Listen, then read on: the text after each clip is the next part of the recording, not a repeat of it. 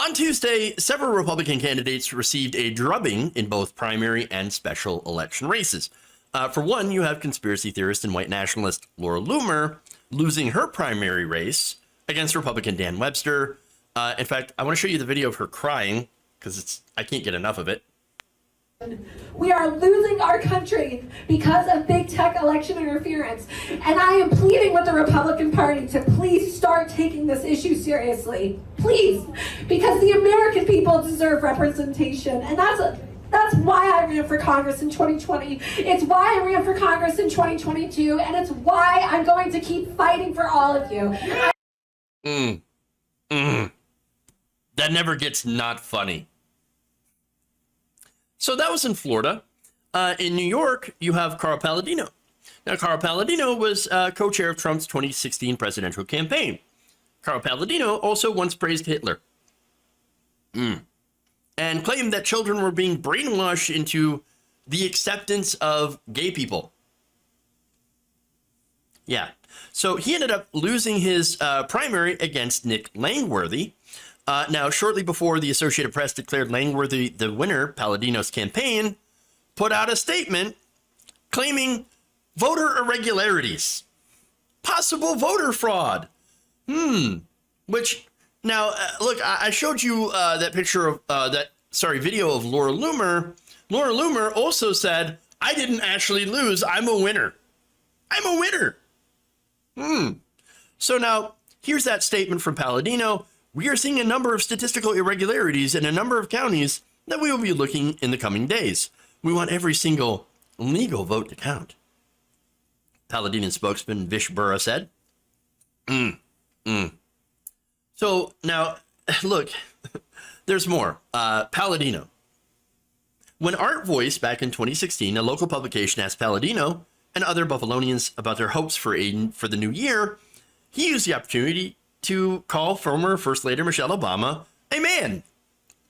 And then also said that she was a monkey and should live with gorillas. And that he hopes that former President Barack Obama would die from having mad cow disease from having intercourse or relations with cows. Real stable genius energy you got going on here. Okay? Real stable genius stuff. Quality candidates right there. Now, interestingly enough, Donald Trump didn't really get into these New York primaries. Wasn't at all interested. Weird.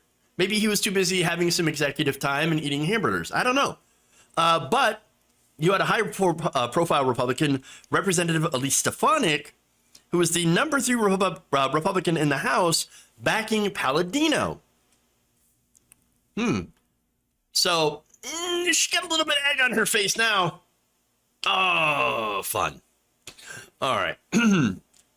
Now, then we go to Pat Ryan. Pat Ryan is a Democrat who won a special election against Mark Molinaro. Now, Mark Molinaro, who was the executive of Dutchess County in New York's 19th Congressional District. So now Republicans were looking to pick this seat up. Because, look, Biden carried it in 2020 by just 1%. They wanted that seat. They saw a potential opening, and it turns out they lost. Pat Ryan won, beat Mark Molinaro. Now, a lot of that has to do with, of course, the energy surrounding the recent decision on Roe. In fact, here's what Ryan said, quote, "My race is the first competitive congressional election in a post-Roe world and is a national referendum on whether women have the right to control their own bodies," Ryan told HuffPost in a statement earlier this month. "After Kansas, it is the next critical opportunity to send a message about the direction this country is headed in and to send a representative to Congress who knows what it takes to bring people together to fight hard battles." So, there it is. It looks like that energy surrounding reproductive rights has shifted some of these races. And it's very likely, again, or at least very possible, that we're going to see that trend continue into the midterms. And it could mean that Republicans will not have a red wave election. And that's interesting. Now, look, you guys know I expected a bloodbath leading into midterm season. I did expect a red wave to happen. And again, there were reasons why. Again, you did have the inflation. You did have the gas prices that were pretty high. Again, those are not the fault of any president. Again, I wouldn't have blamed Trump for it. Wouldn't have blamed Biden for it. But most voters, unfortunately, do.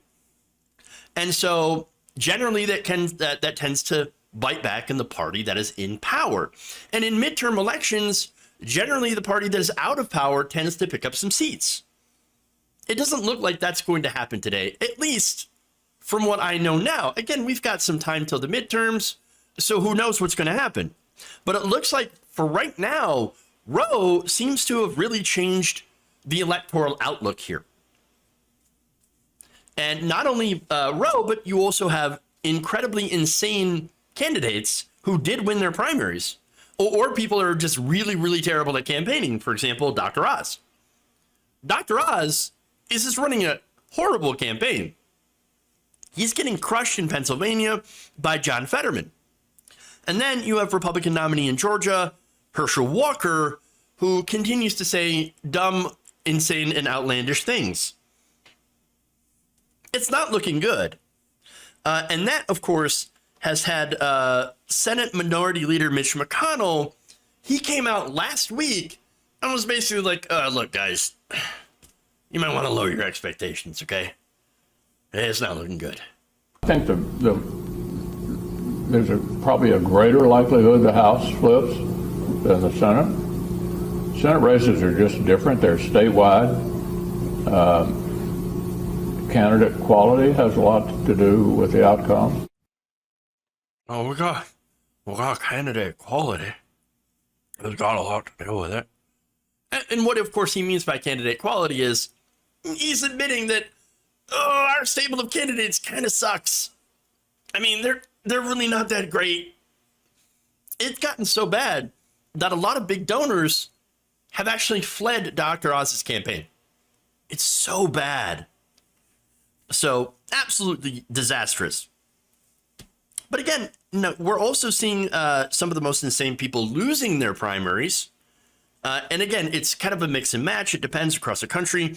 Look, Trump-backed candidates, for example, like the one that beat Liz Cheney, well, you had those people that did win and are expected to go on and win their general election races. Sure. And so it makes the election map very, very interesting coming up for the midterms. Suddenly, it now looks like Democrats are in play. So it is very possible that Republicans could maintain, or I should say, remain in the minority because they ended up running some extreme and extremely dumb candidates, as well as the big thing, taking away reproductive rights for millions of people. If that's the case, well, look, if Democrats, not only retain their seats, but maybe even pick up a few, well, look, that would be that would be a good thing, but I would advise them not to be complacent. Maybe start doing more of the things that they were elected to do. And there's a long list, right? They could ensure voting rights. They could support the labor movement by passing the PRO Act, codify reproductive rights, eliminate the filibuster, of course, to get a lot of these things done. Or else these potential gains, this energy, and these wins, or potential wins, could end up being for nothing.